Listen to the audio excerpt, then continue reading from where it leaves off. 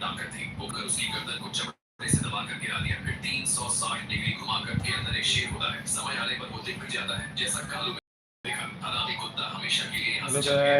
एक मासूम कुत्ते आदमी का जबरदस्ती खोल दिया गया। उसके मुंह में जबरदस्ती एक माउथपीस ठूंस दिया गया। फिर सामने वाले ने एक रबर की नली निकाली और सीधा उसके मुंह में घुसेड़ दी। आदमी पूरी ताकत से छटपटाया, लेकिन वो पूरी तरह से बंधा हुआ था। सामने वाले ने नली को जोर से ठेला, नली ने उसकी सांस की नली को ब्लॉक कर दिया। एक और जोर के धक्के के साथ नली उसके पेट तक पहुंच गई। फिर सामने वाले ने पास में लगे एक स्विच को ऑन कर दिया। ढेर सारी एलियां उस नली के जरिए उसके मुंह में घुसने लगी। आदमी डर से आंखें फाड़कर सब देखता रहा, लेकिन कुछ कर नहीं सका। एलियां उसके शरीर में घुसती चली गई। कुछ ही देर में उसका पेट एलियों का स्वर्ग बन गया। फिर उन लोगों ने पूरे 6 घंटे का इंतजार किया ताकि एलियां पेट के एसिड में अच्छे से मिक्स हो जाए। इसके बाद एक कंटेनर से पीले रंग की कुछ बूंदें इकट्ठा की गई। जब आदमी की आंख खुली तो उसने खुद को एक रिकवरी सेंटर के बिस्तर पर पाया। उसका बायां पैर रास्टर में था। जो कुछ भी हुआ था वो सपना लग रहा था, लेकिन उसका पेट अजीब सा लग रहा था। अभी वो उलझन में ही था कि सेंटर का डायरेक्टर अंदर आया और बताया कि कल एक कार एक्सीडेंट के बाद वो सड़क पर बेहोश मिला था। सेंटर के स्टाफ ने उसे बचाया। पैर के अलावा कोई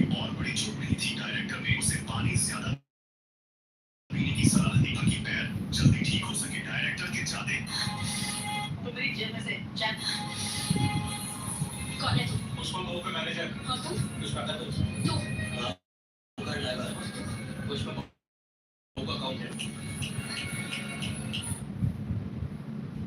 डायलॉग बैकग्राउंड तो मेरी जेल में से चैन वाला पर्स दोस्तों ऐसे ब्यूटी पार्लर वाले को तो सड़ा ही मार देना चाहिए। दरअसल यह अंकल पूरे 10 साल के बाद जेल से बाहर आए और यह अंकल अब शादी करना चाहते हैं, क्योंकि यह बहुत कम उम्र में ही जेल चले गए थे, जिसके कारण इन्होंने अभी तक शादी भी नहीं की है। और यह जाकर ब्यूटी पार्लर वाले से मिलते हैं और उन्हें सारी बात बताते हैं। फिर पार्लर वाले ने 50,000 रुपए मांगे और सोच लिया चाहे कुछ भी हो जाए इस अंकल की शादी होनी ही चाहिए। और यह लोग भी लग गए। अभी तो आपको कुछ समझ में नहीं आ रहा होगा, लेकिन लास्ट में अंकल इतना एक्शन हो गए जिसे देख कर के लड़की तुरंत शादी कर।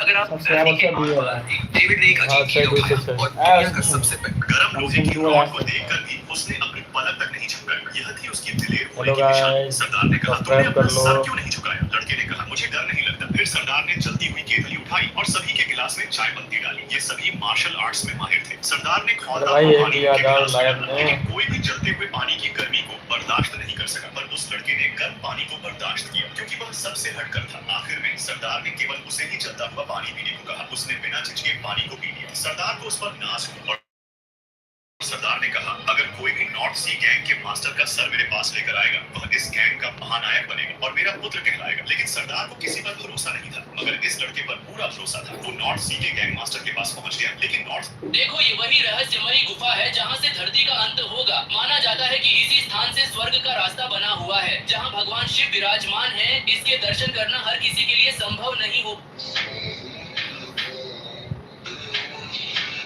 यार एंजल नया फोन एक बजट जब ये इन एक्सपीरियंस्ड मदर